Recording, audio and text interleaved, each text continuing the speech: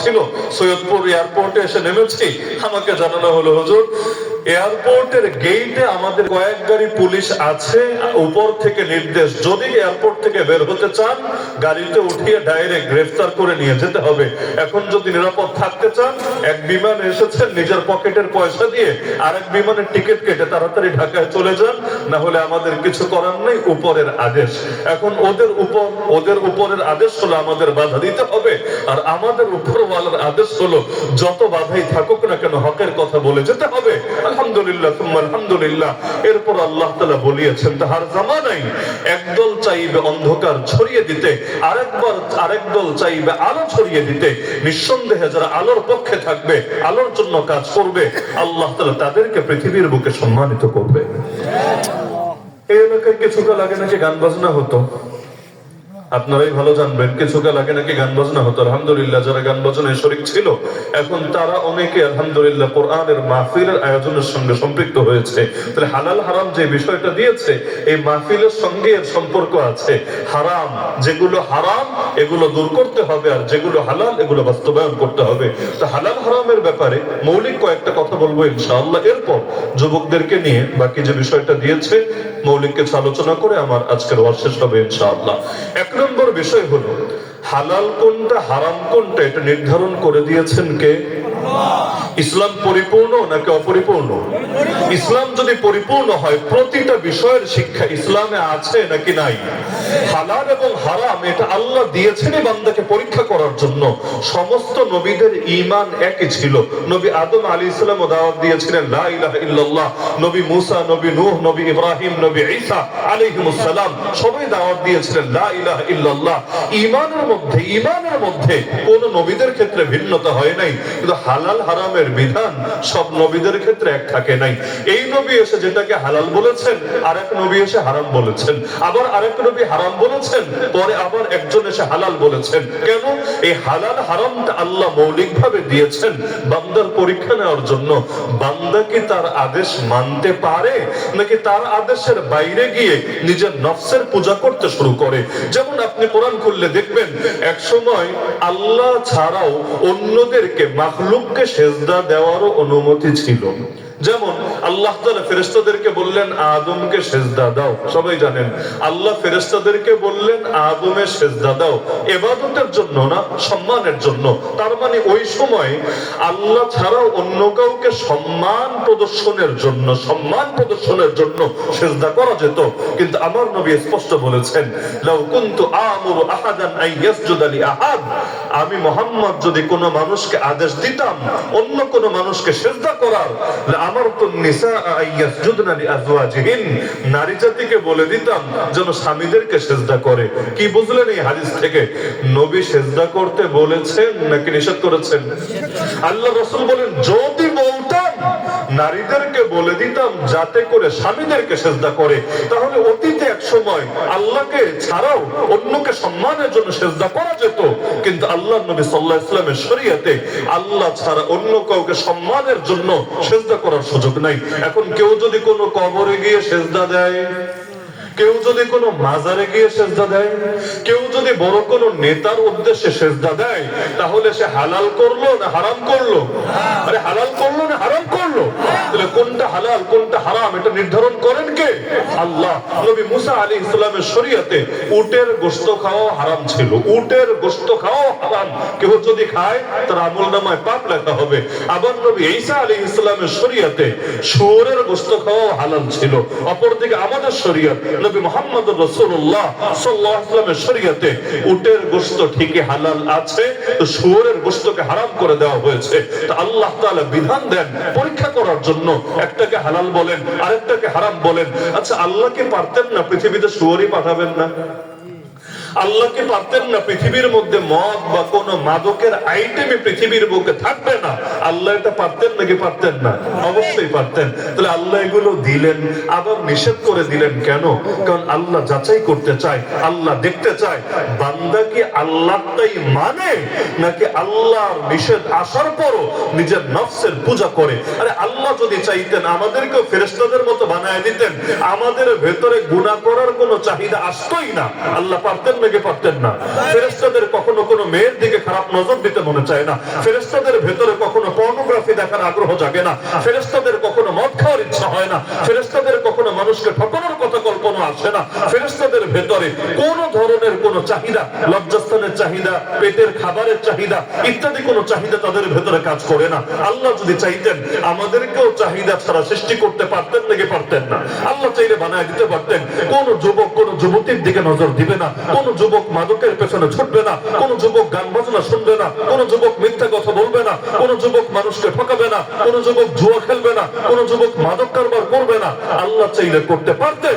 তো সব যদি আল্লাহ অটোই করে দেন তাহলে পরীক্ষা হবে কিভাবে? আর দুনিয়ায় পাঠানোর বা কি দরকার ছিল? এক্ষেত্রে দুনিয়ায় যেহেতু পাঠিয়েছেন, পরীক্ষা যেহেতু করবেন, রাস্তা দুইটা খোলা থাকলে না পরীক্ষা, রাস্তায় যদি থাকে একটা, কিসের আবার পরীক্ষা? অনেক এলাকায় আছে, আপনাদের আছে কিনা জানি না, নতুন জামাই যখন বিয়ে করতে যায় তার সামনে একাধিক গ্লাস দেয়, এক গ্লাসের মধ্যে শরবত, আর এক গ্লাসের মধ্যে বিভিন্ন তিতা বা কোনো কিছু দিয়ে পানিটা ওই শরবতের মতো করে বানিয়েছে, কিন্তু আসলে শরবত না, এটা মুখে দেওয়ার অযোগ্য। এখন তাকে নিয়ে সামনে দিয়ে আইকিউ টেস্ট করা হয় যে জামাই বাবা যে কোনটা হাতে নেয়। যদি হাতে আসলে শরবত যেটা সেটাই নেয়, সবাই খুব খুশি হয়ে যায়, মাশাআল্লাহ জামাই অনেক মেধাবী। যদিও ধরে বকমরে ফকিরের কেরামতি বাড়ে, জামাই বুঝে শুনে নিয়েছে তা না, হয়তো এমনি এসে ধরেছে আর এটা শরবত, সবাই খুশি, মাশাআল্লাহ খুব চালাক একটা জামাই পেয়েছি, ধুরন্ধর একটা জামাই পেয়েছি। আর যদি বেচারা ভুলে এমন কোনটা ধরে যেখানে আসলে শরবত না, তিতা কিছু রাখা, তাহলে সবাই মিলে হাসি ঠাট্টা করে, আরে বল দা একটা জামাই নসিবে জুটেছে, কি জামাই বুঝলোই না কোনটা খাওয়ার উপযুক্ত আর কোনটা অনুপযুক্ত বটে। তাহলে এই যে সামনে যদি দুইটা গ্লাস দেয় তাহলে না পরীক্ষা করা যায়। গ্লাস যদি একটা দেয়, একটা গ্লাস দিয়ে বলে জামাই বাবাজি আপনার মাথায় বুদ্ধি কত দেখি তো আমরা, আপনি কোনটা নিবেন এখান থেকে বুঝবো আপনি বুদ্ধিমান না আপনি বোকা। জামাইও হাসবে, কিরে গ্লাস দিলে একটা, এখন আবার বলছিস কোনটা তিতা কোনটা মিঠা এটা পার্থক্য করার জন্য, এক গ্লাস দিয়ে আবার কিসের পার্থক্য হবে? তার মানে পরীক্ষা যদি করতে চায় তাহলে একটা অপশন থাকলে পরীক্ষা হয় না, অপশন অন্তত কয়টা লাগে? অনেকে জিজ্ঞেস করে আল্লাহর কি দরকার ছিল ইবলিস সৃষ্টি করা, আল্লাহর কি দরকার ছিল শয়তান সৃষ্টি করা, আল্লাহর কি দরকার ছিল নফস সৃষ্টি করা? আল্লাহ চাইলে তো আমাদেরকে এগুলো ছাড়াই পাঠাতে পারতেন, তাহলে সবাই নামাজি হতাম, সবাই হাজী সাহেব হতাম, সবাই রোজাদার হতাম, সবাই ভালো মানুষ হতাম। শুনতে তো ভালোই লাগে, শুনতে তো ভালোই লাগে। আল্লাহ চাইলে তো অবশ্যই পারতেন, কিন্তু আল্লাহ কেন ইবলিস বানালেন, কেন শয়তান বানালেন, কেন পাপ করার শক্তি আমাদের ভেতরে রাখলেন? কারণই আল্লাহ আমাদেরকে পরীক্ষা করতে চান। শক্তি না থাকলে আবার কিসের পরীক্ষা? আমাদের চাইতে ফেরেশতাদের আমল কম না বেশি? আপনারাই বলেন, কম না বেশি? অল্প বেশি না অনেক বেশি? আমাদের এখানে এই মাঠে যত হাজার মানুষই থাকি না কেন, সবার আমল যদি এক পাল্লায় উঠান, সবারটা, একজন ফেরেশতার আমলের পাল্লা এর চাইতে হাজার গুণ লক্ষ গুণ কোটি গুণ ভারী। এত আমল করার পরেও জান্নাতে যাবে ফেরেশতারা না আমরা? জান্নাতে ফেরেশতারা যাবে না আমরা? ফেরেশতার সংখ্যা কিন্তু কম না, ফেরেশতার সংখ্যা এত বেশি। শুধু একটা উদাহরণ দিলে বুঝবেন। আসমানে দুনিয়াতে যেমন কাবা শরীফ আছে, যে কাবা শরীফে গিয়ে আমরা তাওয়াফ করি, আল্লাহ রাব্বুল আলামিন আপনাদের সবাইকে, আমার সামনে যারা আছেন সবাইকে অন্তত জীবনে একবার হলো কাবা শরীফে গিয়ে উপস্থিত হওয়ার, নিজের চোখ দিয়ে রবের কাবা দেখার এবং কাবা শরীফ তাওয়াফ করার তৌফিক দান করুন, আমিন। তো যেমনি ভাবে জমিনের মধ্যে বান্দারা কাবা শরীফ তাওয়াফ করে, নামাজের টাইম ছাড়া দিনে একটা সেকেন্ডে এমন না যে টাইমে কেউ না কেউ তাওয়াফ করে না। নামাজের টাইম, ফরজ নামাজটাও ওই তারাবি চলাকালেও দেখবেন একদিকে নামাজ চলে আর একদিকে কাবা শরীফের তাওয়াফ ঠিকই চলে, বন্ধ হয় না। একই ভাবে আসমানে, সাত আসমানের উপরেও একটা ঘর আছে। জমিনে যেমন কাবা আছে, সাত আসমানের উপরেও রবের একটা ঘর আছে, আল বাইতুল মুআল্লা। সেই ঘরটা প্রতিদিন 70,000 ফেরেশতা তাওয়াফ করে। একজন দুজন না, 70,000 ফেরেশতা। এর মধ্যে একবার যেই ফেরেশতা তাওয়াফ করে ফেলেছে, কিয়ামতের আগ পর্যন্ত দ্বিতীয়বার আর সিরিয়ালি পায় না। তাহলে চিন্তা করেন কিয়ামত পর্যন্ত কত হাজার লক্ষ কোটি বছর পৃথিবীর বয়স, আমরা আসার আগে কত হয়েছে তাই তো জানি না, আবার আমরা যাওয়ার পরেও কত হবে তাও জানি না, আল্লাহ ভালো জানে। এত বয়স পৃথিবীর, এরপরও একবার যেই ফেরেশতা তাওয়াফ করেছে দ্বিতীয়বার সিরিয়াল পাবেই না, এত বেশি সংখ্যা। এমনকি হাদিসে আছে আত্তাতিস সামা ওয়া হুক্কালাহা আন তাইত্তা, আসমানে ফেরেশতা এত বেশি। দুনিয়াতে মনে করেন এই চেয়ারটা না দিয়ে আমার যদি পুরান একটা চেয়ার দিতেন, অনেক চেয়ার আছে না বয়স হয়ে গেছে বসলে করকর করে উঠে, ওই রকম চেয়ারে ভারী মানুষ বসলে যেভাবে একটা কাঠের আওয়াজ হয় করকর করে উঠে, আল্লাহ রাসূল সাল্লাল্লাহু আলাইহি ওয়াসাল্লাম বলেন আসমান এভাবে করকর করে ওঠে এবং তার জন্য এটা জরুরি হয়ে গেছে যে সেইভাবে করকর করে উঠবে। কেন? আসমানে ফেরেশতার সংখ্যা এত বেশি এত বেশি এত বেশি, আসমানের জন্য এটা লোড নেওয়া বড় কষ্টকর হয়ে গিয়েছে। আর এক একজন ফেরেশতা সাইজ তো মাশাআল্লাহ, আরশ বহন করে নিজেদের কাঁধে যে ফেরেশতারা, সুবহানাল্লাহ, এক একজনের সাইজ হাদিসে আছে কানের লতি। কানের লতি চেনেন না আপনারা? লতি তো বলেন নাকি? নীলফামারী আমি আগে আসি না, এজন্য কিছু প্রশ্ন আপনাদের থেকে করে করে আমি নিশ্চিত হয়ে নিই। তো যার কারণে এমনও হতে পারে যে আপনারা অন্য নামে চেনেন, আমি আরেক নামে চিনি। এখানে আসার পরে খাবারও খেলাম মাশাআল্লাহ, আলু দিয়ে বানানো খাবার, আমার জীবনে খাই নাই কিন্তু ভালোই লাগলো। আমারে বললো উত্তরবঙ্গের জাতীয় খাবার, আমি বললাম যাক মাশাআল্লাহ। তাহলে দুনিয়াতে অনেক কিছু এমন থাকতে পারে যেটা আমরা জানি না, এজন্য প্রশ্ন করলে আবার রাগ করেন না তো? না। তো এখন কানের লতি, সেই ফেরেশতার কানের লতি থেকে নিয়ে কাঁধ পর্যন্ত দূরত্ব আমাদের কত আঙ্গুল দিলে হয়তো 4 আঙ্গুল 6 আঙ্গুল 8 আঙ্গুলই হবে, এর চাইতে খুব বেশি না। ওই আরশ নিজেদের কাঁধে বহন করে যে ফেরেশতারা, তাদের কানের লতি থেকে নিয়ে কাঁধ পর্যন্ত দূরত্ব মাত্র 700 বছরের রাস্তার সমান। তাহলে এইটাই যদি 700 বছরের রাস্তা সমান হয়, তাহলে মাথার উপর থেকে নিয়ে পায়ের নিচ পর্যন্ত কত হাজার বছর হতে পারে নিজেই বসে বসে একবার হিসাব করেন। এই হলো এক একজন ফেরেশতা সাইজের অবস্থা। এমনকি জিবরিল আমিন আলাইহিস সালাতু ওয়াস সালাম, নাম তো সবাই শুনেছেন। জিবরিল আমিনের একারই ডানা আছে, ডানা 600টা। আমরা তো পাখির ডানা দেখি 2টা, জিবরিল আমিনের একারই ডানা 600টা।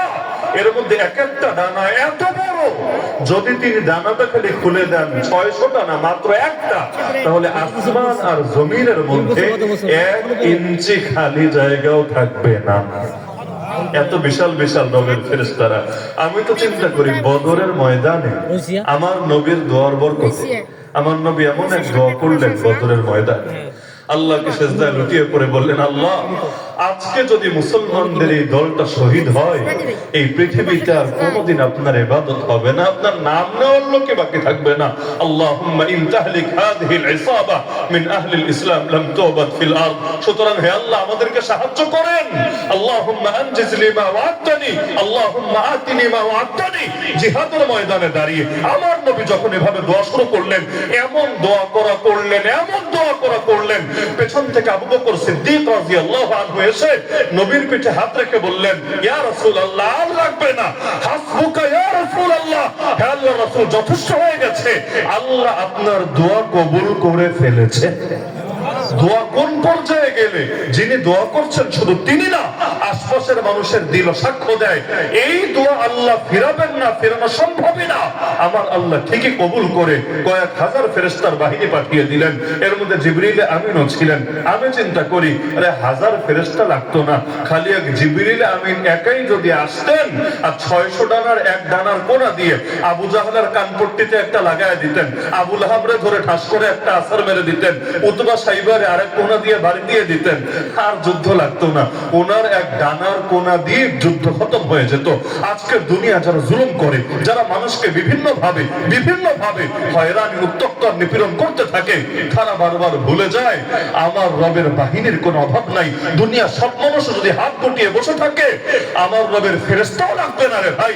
রবের এমন হাজার হাজার না লক্ষ কোটি মাখলুকাত আছে যেগুলোর এক একটাই যথেষ্টই জালেমদের নাম নিশানা পৃথিবী থেকে নিশ্চিহ্ন করে দেওয়ার জন্য। ওয়ামাকারু ওয়ামাকারাল্লাহু আল্লাহু খায়রুল মাকিরিন। তো এই যে এত ফেরেশতা রবের আসমানে, এই ফেরেশতারা অল টাইম ইবাদত করতেই থাকে, গুনাহ করারও সুযোগ নাই, এমনকি কোনো অলসতা, কোনো উদাসীনতা, এগুলোরও কোনো সুযোগ নাই। এরপর আমরা আর দিনে কয় মিনিট ইবাদত করতে পারি? কয় মিনিট চিন্তা করেন। ঘুমে যায় কয় ঘন্টা, খাওয়া দাওয়া গোসল হাবিজাবিতেই যায় কয় ঘন্টা, এরপর ইবাদত। ডাকতে ডাকতে আলেমরা বলতে বলতে গলা শেষ হয়ে যায়, এরপরে এই দেশের মানুষরা ঠিকভাবে 5 ওয়াক্ত নামাজটাই পড়াতে পারে। যেদিন এই দেশের মানুষ অন্তত 5 ওয়াক্ত নামাজ ঠিকভাবে পড়বে, আমার দিল বলে, আপনার একমত কিনা আমি জানি না, আমার দিল বলে যেদিন মাগরিবের মুসল্লি আর ফজরের মুসল্লি কাছাকাছি হবে, ইনশাআল্লাহ সেদিন এই বাংলার আকাশে কালেমার পতাকা পথ উড়বে। তখন শাহবাগীরা, নাস্তিকরা, বামরা সকলে মিলেও পারবে না দমায় দিতে। এখন দমায় কিভাবে জানেন? কাফেররা না, মুসলমানই দমায় মুসলমানদেরকে। আমাদের হাতে যখন হাত করা পড়াতো, একটা বছর জেলের অভিজ্ঞতা, তো হাতে যখন হাত করা পড়াতো, দিলে মাঝে মাঝে মনে আসতো, আরে এই হাত করা যদি কোনো কাফের পড়াতো, কোনো মুশরিক পড়াতো, কোনো বেঈমান পড়াতো, তাও তো দিলের মধ্যে সান্ত্বনা থাকতো। যারা আল্লাহরই দেখতে পারে না, ওরা আমাদের কেন দেখতে পারবে? যারা নবীরই ভালোবাসে না, ওরা আমাদের কেন ভালোবাসবে? কিন্তু মুসলমানে যখন মুসলমানের উপর জুলুম করতে থাকে, ওই জাতি পৃথিবীর বুকে মাথা উঁচু করে দাঁড়াবে কিভাবে? আমাদের প্রথম কেবলা 70 বছরের বেশি ইহুদিদের দখলে, 70 বছরের বেশি। অথচ পৃথিবীর বুকে মুসলমান কি কম আছে? 200 কোটির বেশি মুসলমান আছে। যেই জামানায় আমরা 200 কোটি দূরের কথা, 1 লাখও ছিলাম না, 1 লাখও না, ওই জামানায় পৃথিবীর কাফেররা কোমর সোজা করে এসে আমাদের সামনে টিকতে পারে নাই। বদরের ময়দানে মাত্র 313 জন মুসলমান মাত্র, কিন্তু আলহামদুলিল্লাহ কুফরের মেরুদণ্ড ভেঙে গিয়েছে। এবং ওই দিনকে আমার আল্লাহ কোরআনে ইয়াউমুল ফুরকান, হক আর বাতিলের মধ্যে পার্থক্যকারী দিবস বলে উল্লেখ করেছে। অথচ আজকে 313 না, 3013 না, 3,13,000 না, আরে 200 কোটির বেশি মুসলমান আছে, কিন্তু আমাদের হালত কোন পর্যায়ে এসে পৌঁছে গেছে। এক বাংলাদেশে মুসলমান কত, চিন্তা করেন। আমার নবী যখন মক্কা থেকে মদিনায় যায়, মক্কায় মুসলমান 1000ও ছিল না, 1000ও না। আজকের মাহফিলে লোক কয় হাজার? মক্কা থেকে নবী যখন মদিনায় যান, মুসলমান মক্কায়, মুহাজির মুসলমান 1000ও ছিল না। কিন্তু এরপর মদিনার বুকে ইসলাম বিজয়ী হয়েছে নাকি হয় নাই? সর্বপ্রথম ইসলামী রাষ্ট্র হিসেবে মদিনা প্রতিষ্ঠিত হয়েছে নাকি হয় নাই? এর চাইতে বেশি মুসলমান তো আজকে আপনার কিশোরগঞ্জে আছে, আজকে আপনার নীলফামারীতে আছে, আজকে আপনার উত্তরবঙ্গে আছে, আজকে আপনার বাংলাদেশে আছে। সারা দুনিয়া বাদ দেন, অন্তত এই দেশেই তো এর চাইতে লক্ষ কোটি গুণ বেশি মুসলমান আছে। তো ফল কি হয়েছে? ওই জামানায় মুসলমান কম, কিন্তু নবীরা গালি দেওয়ার মতো কয়জন ছিল? আল্লাহর সঙ্গে বেয়াদবি করার মতো কয়জন ছিল? ইসলামকে মিটানোর মতো কয়জন ছিল? আর চেয়েছে কিছু মানুষ ইসলামকে মিটাতে, যারা চেয়েছে ওরা নিজেরাই মিটে গিয়েছে।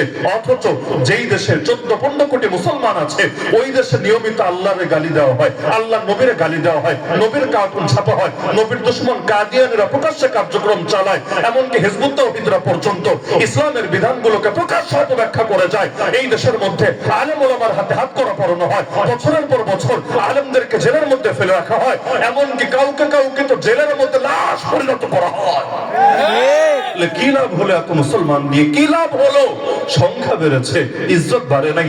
সংখ্যা বেড়েছে, শক্তি বাড়ে নাই, কারণ সংখ্যা তো বেড়েছে, কিন্তু মুসলমান আল্লাহরে বাদ দিয়া দুনিয়ারই বেশি ভালোবাসতে শিখে গেছে। আল্লাহ হেফাজত করুক। তাহলে বলছিলাম যে ফেরেশতারা